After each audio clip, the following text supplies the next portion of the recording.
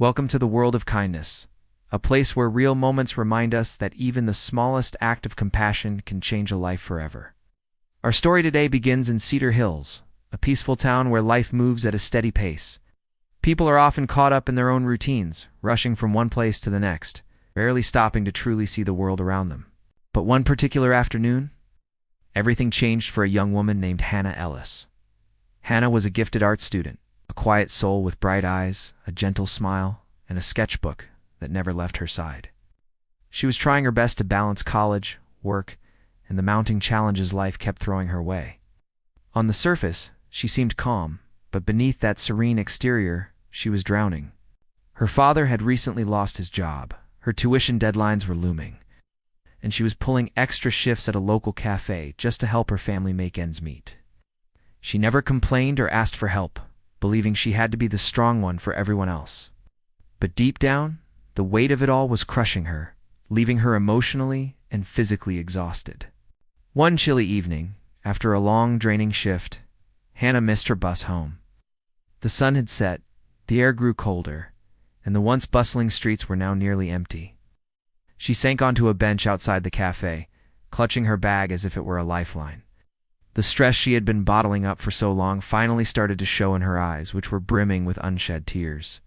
It was in that moment of quiet despair that Mr. Grant, a soft-spoken, middle-aged librarian who lived nearby, happened to walk past.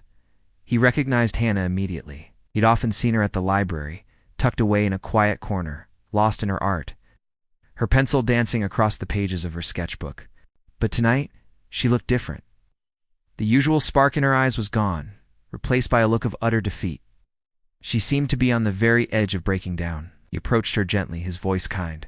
"Hannah, are you stranded?" She looked up, startled, and managed a thin, weary smile. "Just missed the bus," she replied softly. "It's been a long day." Mr. Grant didn't pry or push. He simply sat down on the bench beside her, close enough to offer a silent sense of comfort, but far enough to give her the space she needed. There was something about his calm, non-judgmental presence that made Hannah feel safe. And for the first time in months, she let her guard down. The words started to spill out, first as a trickle, then as a flood. Her voice thick with emotion as tears streamed down her cheeks. She told him everything about working non-stop, her family's financial struggles, her fear of having to drop out of school, and the overwhelming feeling that everything was just too heavy to carry. Mr. Grant listened patiently, never interrupting, his expression full of empathy. Oh. When she finally finished, her voice barely a whisper, he said softly, "Sometimes life piles up faster than we can carry it. But you don't have to hold all of it alone." He then made a quick phone call. Afterwards, he offered to walk her to the library, where she could wait in the warmth until help arrived. Within 30 minutes, two people from the town's student support networker group Mr. Grant often collaborated with arrived to meet Hannah. They sat with her, listened to her story again, and immediately sprang into action. They reviewed her situation, helped her apply for an emergency tuition assistance grant, and connected her with a scholarship program specifically designed for art students facing financial hardship.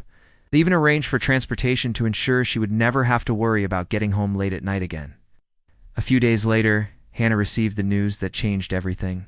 Her tuition for the semester was completely covered. Her family would receive temporary financial support to help them get back on their feet. The relief was so immense, it felt like she could finally breathe again. Overwhelmed with gratitude, she went straight to the library to find Mr. Grant.